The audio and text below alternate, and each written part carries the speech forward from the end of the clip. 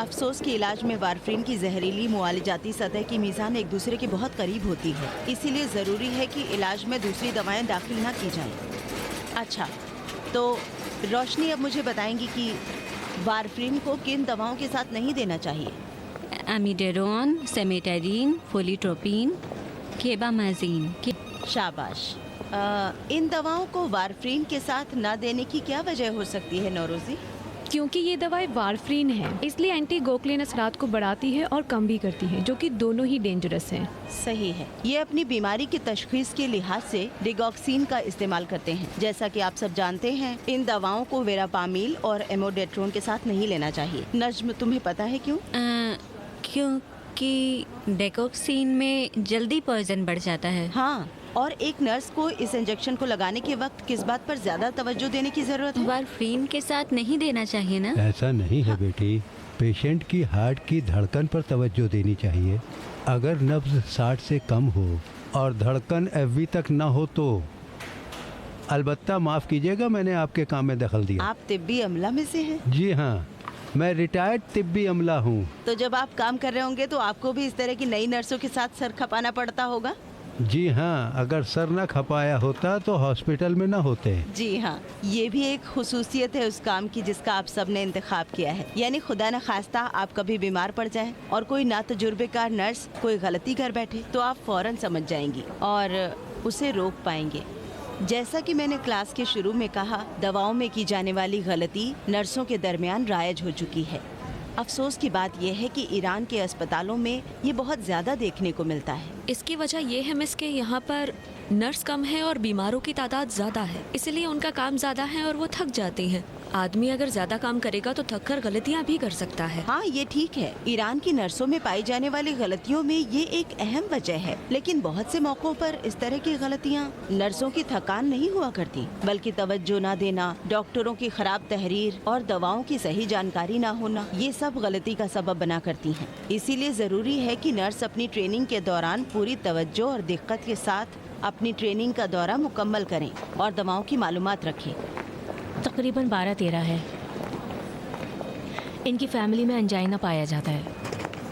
मैंने उनसे बात की है, कोई फ़ायदा नहीं है, वो बहुत परेशान है। ठीक है, फिर आप हमें बता दीजिएगा।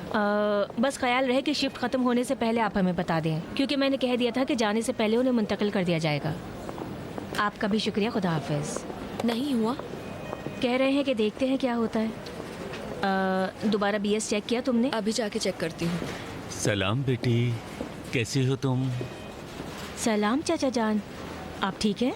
मैं ठीक हूँ, लेकिन तुम पर तरस आ रहा है। क्यों? देख रहा हूँ तुम एक बेड लेने के लिए इतनी खुशामद कर रही हो। क्या खबर है? मैंने इस्कंदरी साहब के बारे में तहकीक कर ली है। इत्तेफाक से उनका चैम्बर यहाँ से ज़्यादा दूर नहीं है। अच्छा, मैंने सोचा कि तुम्हें आकर जल्दी से बता दूं कि मुझे क्या क्या पता चला है। सिस्टर हुसैनी, जी बोलिए। बेड नंबर 3 के पेशेंट का प्रेशर 14 पर आ गया है। आप कहें तो लाजिक्स दे दूं? पोटेशियम की रिपोर्ट आ गई उनकी? जी हाँ, नॉर्मल है। तो फिर दे दीजिए। ठीक है। नीमा कहाँ है? नीमा अभी स्टाफ के रेस्ट रूम में है, आप उसके पास जाएंगे? हाँ, अभी जाऊंगा। उससे पहले क्या हम इत्मीनान से बातें कर सकते हैं? नीमा के सामने नहीं। माफ़ कीजिएगा, आज तो मैं बहुत ज़्यादा बिजी हूँ, क्या बाद में बात कर सकते हैं? बेटी जान, मुझे करज वापस भी जाना है। अगर देर हो जाएगी तो ट्रैफिक में फंस जाऊंगा। ठीक है, अभी तो कोई जल्दी नहीं है, किसी और दिन बात कर लेंगे। नहीं, तुम्हारे काम निपटाने तक मैं इंतजार करूंगा। मैं फ्री नहीं हो पाऊंगी चाचा जान, आखिर वक्त तक यही हाल रहेगा। कोई बात नहीं है बेटी, तुम्हारी शिफ्ट खत्म होने का इंतजार करूंगा, उसके बाद बातें करेंगे। सिस्टर मारूफी जी, कहाँ जा रही हैं? मेडिकल स्टोर से जो दवाइयाँ आई हैं उन्हें जा रही हूँ चेक करने के लिए। उसे रहने दीजिए, बाद में कीजिएगा। अभी डॉक्टर तुराबी को फ़ोन करके बोलिए कि एक इमरजेंसी केस है, बेड नंबर 1 के लिए ज़रूरत है। ठीक है।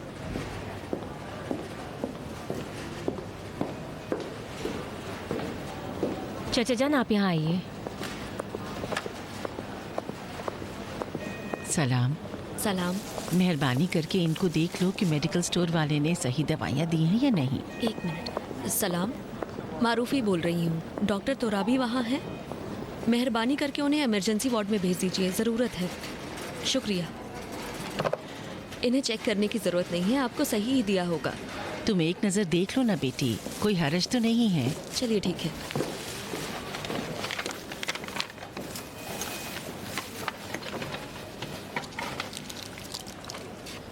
सब कुछ ठीक है, लेकिन इन टैबलेट्स को 4 होना चाहिए, लेकिन 3 ही है। आपको एक कम दिया है। नहीं, कम नहीं दिया है। इसे मैंने जानबूझ के निकाल लिया था, ये देखने के लिए कि तुम लोग नुस्खे को देखकर बोलते हो या ऐसे ही बोल देते हो। उनके बारे में किसी ने कोई बुराई नहीं की, सभी उनकी अच्छाई बयान कर रहे थे। फिर मैंने जाकर उनसे ही बात कर ली। मेरे ख्याल में तो वो आदमी मुझे बहुत अच्छे लगे। फिर वो बहुत भरोसेमंद और कायदे के आदमी लगे मुझे। उन्हें बताया कि आप कौन हैं? हाँ बेटी, मैंने बताया। अगर नहीं बताया होता तो बात नहीं कर सकते थे बेटी। काश खुद उनसे बात ना की होती। क्यों? क्योंकि मैं अभी भी यही सोचती हूँ कि मेरा शादी करना ठीक नहीं होगा। हमने तो उस दिन इस बारे में बात की थी ना। हाँ, लेकिन बाद में फिर मुझे शक हुआ। मैंने सोचा कि आपको बोलूं कि जाकर तहकीक करने की ज़रूरत नहीं है, लेकिन जब यहाँ आई तो काम में इतनी उलझ गई कि आपको बता ही नहीं पाई। शक न करो बेटी, भला काम तो यही होता है कि इतने अच्छे आदमी को यूं ही नहीं ठुकराया जाता। उनसे कोई वादा तो नहीं कर लिया ना? नहीं, ये भी मैंने बता दिया कि नीमा राजी नहीं होगा तो तुम शादी नहीं करोगी। बहुत अच्छा किया। तुम्हें नीमा को राजी करना होगा बेटी। मैं? मुझ में तो नीमा से बात करने की हिम्मत ही नहीं है।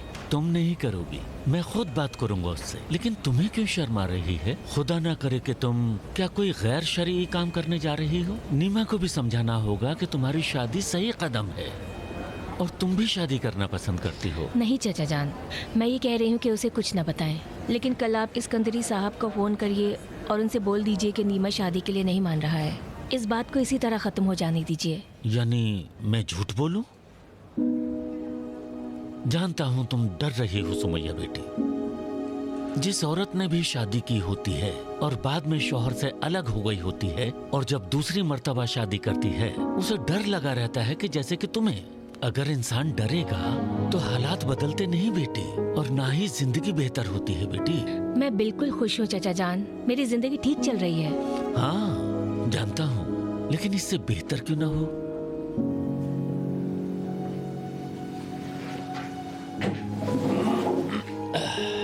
उठो उठो, मुझे बताओ कि नीमा कहाँ पर है? नीमा नहीं मानने वाला, मैं जानती हूँ। कोई बात नहीं है, अगर वो नहीं माना तो तुम भी शादी मत करना। अगर आपने कहा और उसने मुखालफत की, जो मैं जानती हूँ कि करेगा, उसके बाद मैं उससे नजरें नहीं मिला पाऊंगी। मुझे शर्म आएगी उससे चाचा जान। मैंने तुम्हें पहले बताया था ना, उससे कहेंगे कि तुम्हें इस बारे में कुछ नहीं पता। कहूँगा उस शादी करने वाले को मैंने तलाश किया है, वो मेरी पहचान वाला है, तुम्हारी अम्मी को भी पता नहीं है। उससे कहूँगा कि मैं तुमसे ये पूछने आया हूँ कि अगर तुम तैयार हो तो तुम्हारी अम्मी को भी बताते हैं। अगर उसने इसकी मुखालिफत की तो समझो कि तुमको भी कुछ पता नहीं है, फिर तुम्हें उससे शर्माने की जरूरत नहीं है। उठो, इस तरह दिल में डर मत पालो बेटी, उठो। आ जाइए।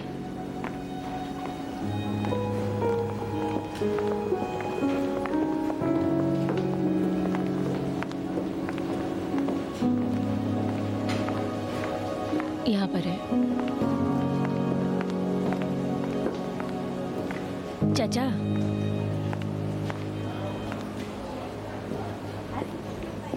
उसे सच बात बताइएगा, ये ना बोलें कि मुझे नहीं पता।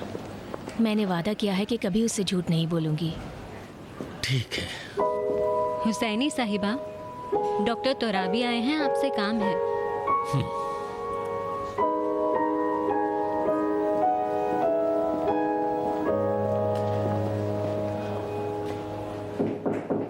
आ जाइए। सलाम नाना जान। मेरे बेटे, कैसे हो मेरे बेटे? तुम पर कुर्बान जाऊं। मामू जान भी आए हैं? नहीं मेरे बेटे। क्यों नहीं आए? काम था उसे।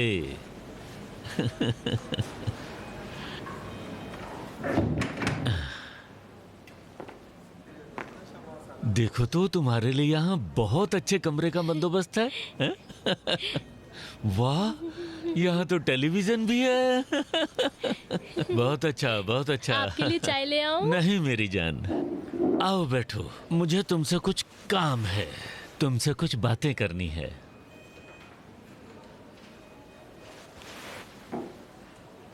कैसी बात?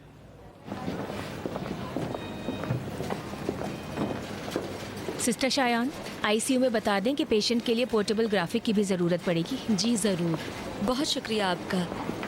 खुदा तुम्हारा भला करे बेटी।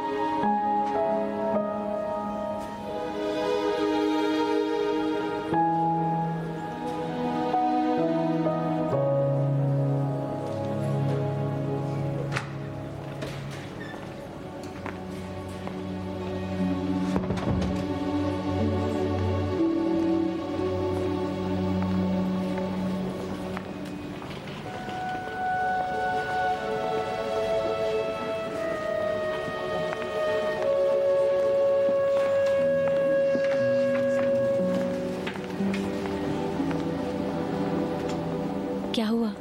वो मना कर रहा है। जानती थी मैं। काश आपने मेरी बात मानी होती और उसे कुछ न बताया होता। मैं सोच भी नहीं सकता था कि नीमा इतना जिद्दी होगा। बहुत ज्यादा नाराज था। हाँ। उसे बता दिया होता कि मुझे भी पसंद नहीं है और मैं मुखालिफ हूँ। तुम कैसी बातें कर रही हो सुमैया बेटी? नीमा अभी उतना समझदार नहीं है। तुम्हें अपना मुकद्दर 10 साल के बच्चे के हवाले नहीं करना चाहिए। वो 10 साल का बच्चा मेरी पूरी जिंदगी है चाचा जान। पूरी दुनिया में सबसे ज्यादा अजीज है मुझे वो। ठीक है, लेकिन बाज मौकों पर उनके रिश्तेदार भी उनकी भलाई नहीं सोचा करते, बल्कि उन्हें समझाने की जरूरत होती है। सुमैया, मैं अभी भी कह रहा हूँ कि तुम शादी कर लो। हो सकता है शुरू में नीमा नाराज हो, तुम्हें परेशान करे, लेकिन बाद में मुसालेहत कर लेगा वो। फिर थोड़ा वक्त गुजरने के बाद। चाचा जान, आपसे दरख्वास्त है कि आप इस बारे में कोई बात ना करें। आप सिकंदरी साहब को कॉल करके बोल दें कि नीमा नहीं माना, इसलिए वो सब कुछ भूल जाए।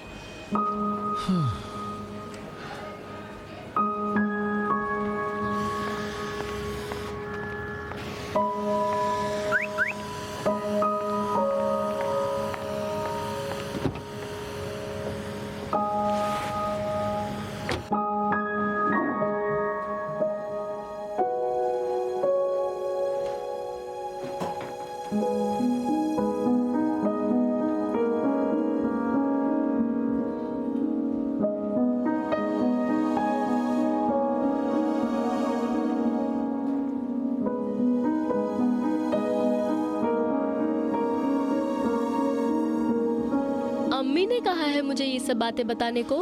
हाँ, तुम्हारी अम्मी कहती है कि अगर तुम तैयार नहीं होंगे तो तुम्हारी अम्मी शादी नहीं करेंगी। तो मैं तैयार नहीं हूँ। क्यों बेटे?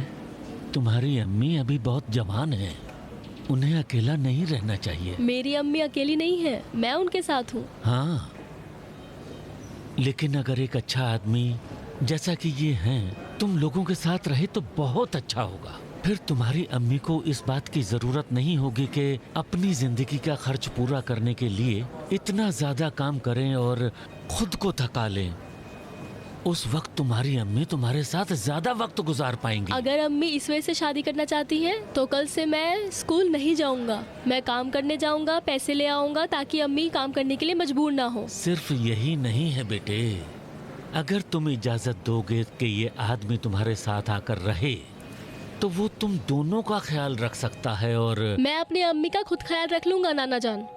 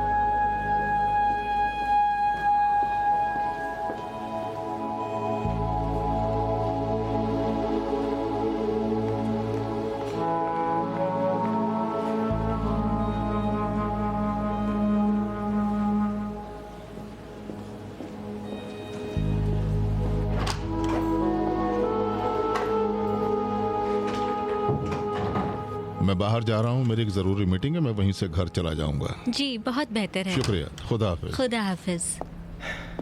आप तशरीफ ले जा रहे हैं? हाँ, तुम्हें कोई काम तो नहीं? नहीं, बहुत मेहरबानी आपकी। शुक्रिया, खुदा हाफिज। खुदा हाफिज।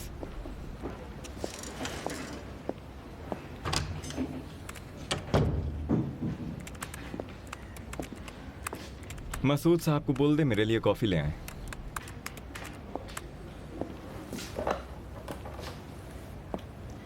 एक कप कॉफी बना के सौलती साहब के लिए ले आए। कह रहे हैं कि कॉफी की मशीन खराब है। तो फिर चाय मंगवा ले। एक चाय लाइए मसूद साहब।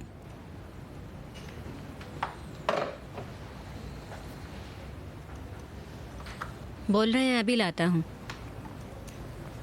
ऐसा लग रहा है तुम्हारी तबीयत कुछ ठीक नहीं है। क्या हुआ? जब मैं तुमसे बात करता हूँ तो मेरा जवाब क्यों नहीं देती हो? कैसी बात? किसी भी बात का। जैसे कि अभी जब मैंने बोला कि कॉफी मंगवाओ तो तुम्हें मुझे कोई जवाब देना चाहिए या नहीं? किस तरह जवाब दूं? फोन कर तो दिया लाने के लिए।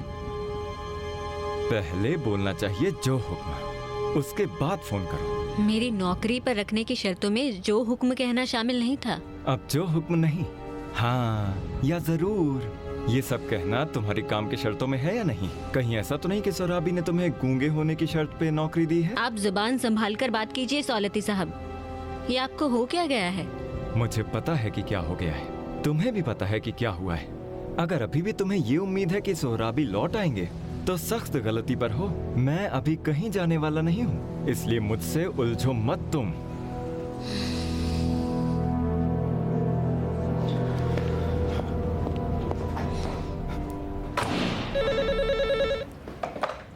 हेलो। सलाम।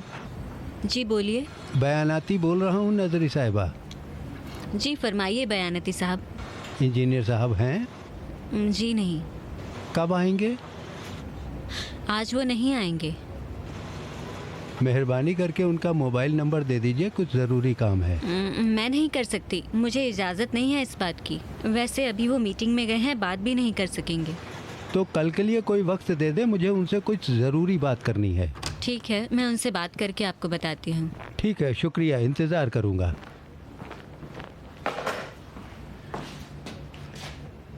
क्या बात है? कुछ नहीं।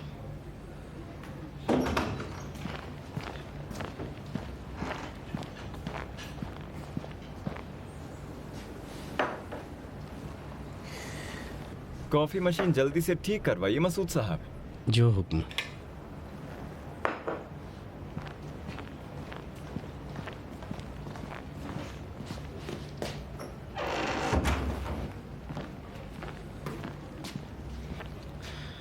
क्या हुआ जो इतनी नाराज लग रही हैं? मैंने कहा ना, कुछ नहीं हुआ है मसूद साहब, आप मुझे अकेला छोड़ दें। ठीक है, माफ कीजिएगा।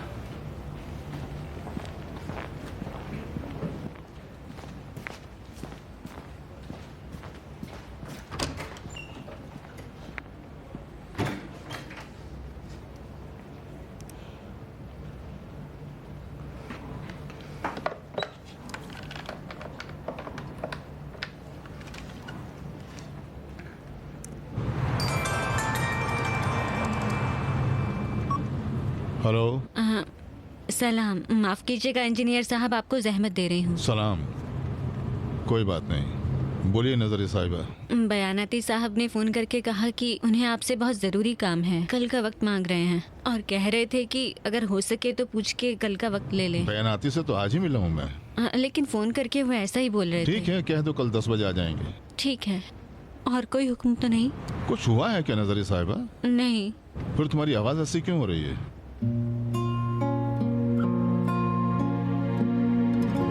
नजरी साहिबा जी। क्या हुआ है? क्या हुआ है? तुम रो क्यों रही हो नजरी साहिबा?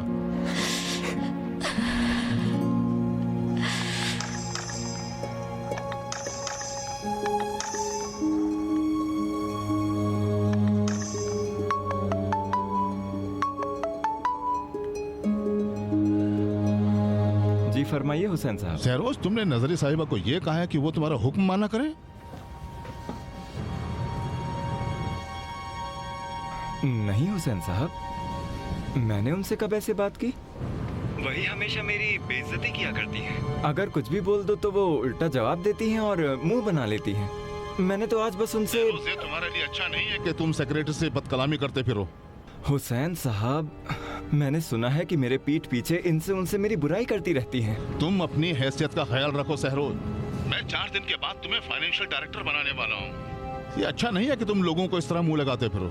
ठीक है, माफ कीजिएगा। मुझे ना कहो कि माफ कर दो। जाओ नजरी साहिबा से हमदर्दी जताओ। वो बेचारी लड़की बुरी तरह से रोई जा रही थी। अभी नहीं हुसैन साहब, इस तरह वो सर चढ़ जाएंगी। तुम इस तरह से किसी को नाराज मत होने दो। ठीक है, वादा करता हूँ कि बाद में नाराजगी दूर कर दूंगा, लेकिन अभी नहीं। ठीक है, लेकिन जितनी जल्दी ये करोगे अच्छा रहेगा। ठीक है। खुदा हाफिज। खुदा हाफिज।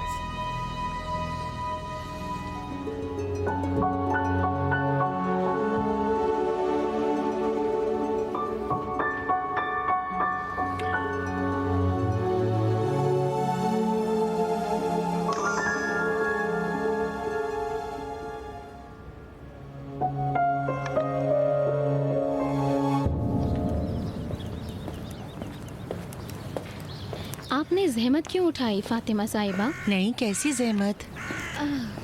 इतने अरसे के बाद मुझसे आई हो मिलने। मैं तो हमेशा आपको याद करती हूँ। मैं आपको जहमत नहीं देना चाहती, वरना हमेशा आना चाहती हूँ।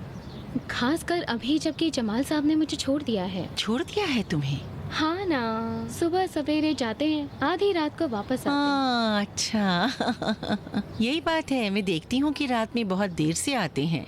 क्यों? काम बहुत है। इलेक्शन के आखिर तक ऐसे ही होता रहेगा। ये बताओ, कमाल साहब का इलेक्शन में क्या काम है? जो कैंडिडेट हैं उनका नाम लिखना होता है। कभी वो ऐसी बातें करते हैं कि आदमी को हंसी आ जाती है। किस लिए? वही लोग जो प्रेसिडेंट बनने के लिए नाम लिखवाने आते हैं, क्योंकि उनके मुंह से बातें तक नहीं निकला करती हैं और फिर वो प्रेसिडेंट बनने के लिए आ जाते हैं। इलेक्शन में इस तरह के कैंडिडेट को चुना ही क्यों जाता है? मजबूरी है फातिमा साहिबा। कानून ये है कि जो भी चाहे नाम लिखवा सकता है। यानी इनके लिए कोई भी शर्त मुय्यन नहीं है? क्यों नहीं, कमाल साहब का कहना है कि पहली शर्त ये है कि पॉलिटिशियन हो।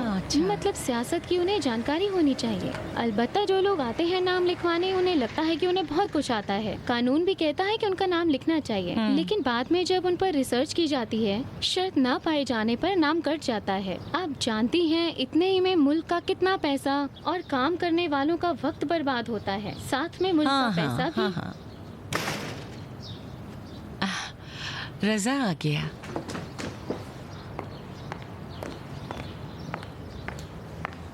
सलाम। सलाम रजा साहब। सलाम बेटे, कैसे हो तुम? सलामत रहिए। आप तशरीफ रखिए जमीला साहिबा। कमाल साहब ठीक हैं? सलाम बोला। अल्लाह का शुक्र है। अब इजाजत दे, मैं चलती हूँ। कहाँ चली? चाय तो पी नहीं? जाती हूँ, रात का खाना भी बनाना है। आज रात मेरा भांजा आने वाला है। अच्छा, सलामत रहो। सलाम बोल देना। तशरीफ रखिए, उठिए मत, मुझे शर्मिंदा ना करें। इजाजत दे रजा साहब। कोई बात नहीं, मेरा सलाम बोल दीजिएगा कमाल साहब। सलाम बोला है।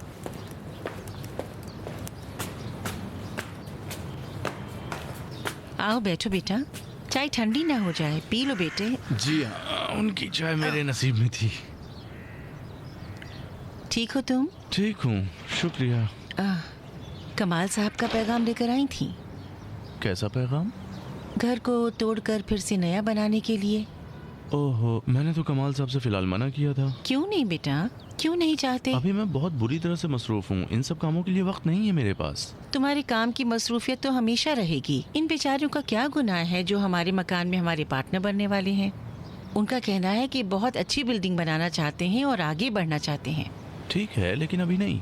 इत्तेफाक से तुम अभी शादी भी करना चाहते हो तो बेहतरीन मौका है। तुम्हारा खुद का घर होना चाहिए कि नहीं? कमाल साहब ने कहा है कि जब एग्रीमेंट हो जाएगा तो 2 साल के अंदर मकान बनाकर दे दूंगा। इनमें से 3 फ्लैट्स हमें भी मिल जाएंगे। क्या मैं जब शादी कर लूंगा तो आपसे अलहदा हो जाऊंगा क्या? इसीलिए तो कह रही हूँ कि जल्दी बनाने की इजाजत दे दो ताकि हम एक दूसरे से अलग ना हो सकें। कमाल साहब से एग्रीमेंट में ये लिखवा लेंगे कि फर्स्ट फ्लोर पर 2 फ्लैट हमें दे दें, हम दोनों एक एक में रह लेंगे। अगर मैं शादी कर लूंगा तब भी मैं आपके साथ ही रहूंगा, अकेले नहीं रहूंगा। नहीं बेटे, नहीं हो सकता। सुमैया हो या कोई और शादी करके आए तो हो सकता है कि उसका दिल अलग रहने को चाहे, इसमें कुछ गलत नहीं। सुमैया साहिबा के चचा ने आज मुझे फोन किया था, उसके बाद मेरे पास आए। सुमैया की चचा? जी। क्या कहा? कुछ नहीं, बस वही सुमैया साहिबा की पिछली बातों को दोहराया उन्होंने। यानी कहा कि शादी नहीं करना चाहती? ऐसा नहीं है, लेकिन उन्होंने कहा कि जब तक सुमैया साहिबा का बेटा नीमा तैयार नहीं होगा वो शादी नहीं करेंगी। बस यही? हाँ, लेकिन ऐसा लगता है कि वो चाहते हैं कि सुमैया साहिबा की शादी हो जाए। तुम्हें कैसे पता? उनकी बातों से समझ में आया। लग रहा था वो भी मुझे पसंद करते हैं। इससे पहले वो पड़ोसियों से जाकर मेरी तफ्तीश कर चुके हैं। उन्हें यहाँ का पता कहाँ से मिला? यहाँ की बात नहीं कर रहा हूँ, ऑफिस की बात कर रहा हूँ। उनके जाने के बाद डॉक्टर चीतग्रांड मेरे पास आए थे और मुझे बहुत बहुत मुबारकबाद भी दी थी।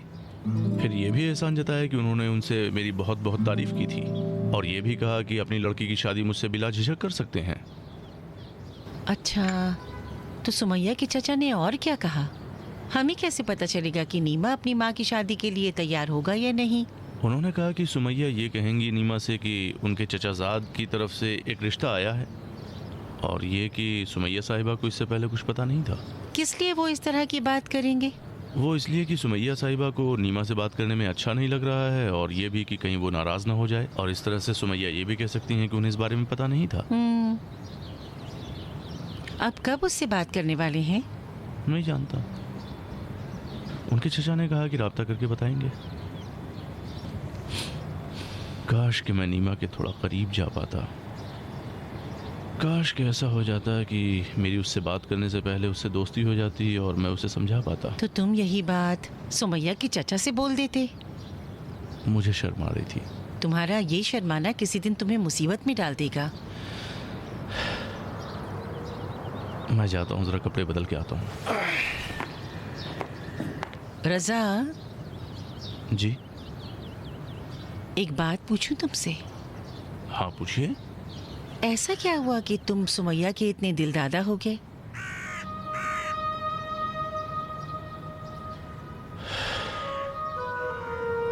शर्मा क्यों रहे हो बेटा? तुमने कोई जुर्म तो किया नहीं है ना? हैरानी की बात है कि तुम सिर्फ 2 मर्तबा सुमैया से मिले हो। बस 2-4 बातें ही की होंगी। ऐसा क्या हुआ जो उस पर इतने फरीफ्ता हो गए? अगर सच बताऊं तो मुझे भी इसकी वजह नहीं मालूम, लेकिन पहली ही नजर में जब मैंने उन्हें देखा मेरे दिल में वो घर कर गई। तुम्हारे उस दिल पर कुर्बान जाऊं मैं। खुदा न करे। एक कहावत है जो हमने बहुत सुनी है और जो कि सही भी है, और वो ये है कि दिल को दिल से राह होती है। इंशाअल्लाह उसके दिल में भी तुम्हारे लिए जगह बन जाए। अगर ऐसा नहीं होता तो वो अपने चचा को तहकीक करने के लिए नहीं भेजती। बस दुआ करो कि नीमा भी राजी हो जाए। मैं भी उसके दिल में नरमी लाने के लिए मन्नत मानती हूँ। शुक्रिया।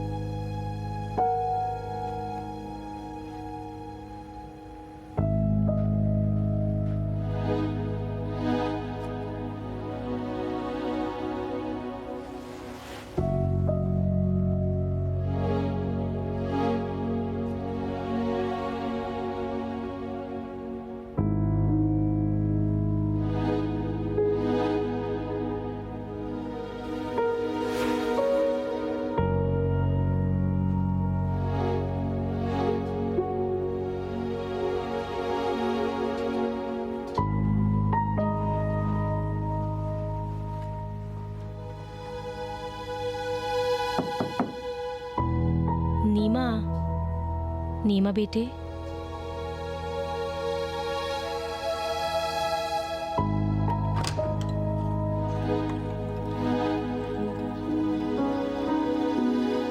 मैं कुछ बात कर सकती हूँ?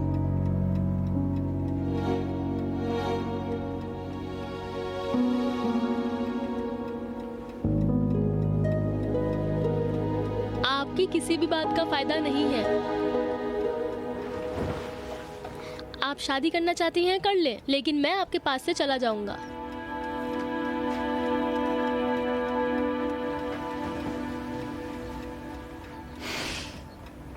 मैं शादी नहीं करना चाहती। चचा से शुरू से यही बात कहती आ रही हूँ, लेकिन उनकी जिद थी कि वो आदमी बहुत अच्छा है, शायद नीमा से उसकी दोस्ती हो जाए। मैं ऐसे किसी से दोस्ती नहीं करना चाहता जो मेरे अब्बू की जगह लेना चाहे। अच्छी बात है, जैसा तुम कहो। चाचा जान उस आदमी को बोलने वाले हैं कि मैं कभी शादी नहीं करूंगी। बस तुम उससे नाराज मत होना।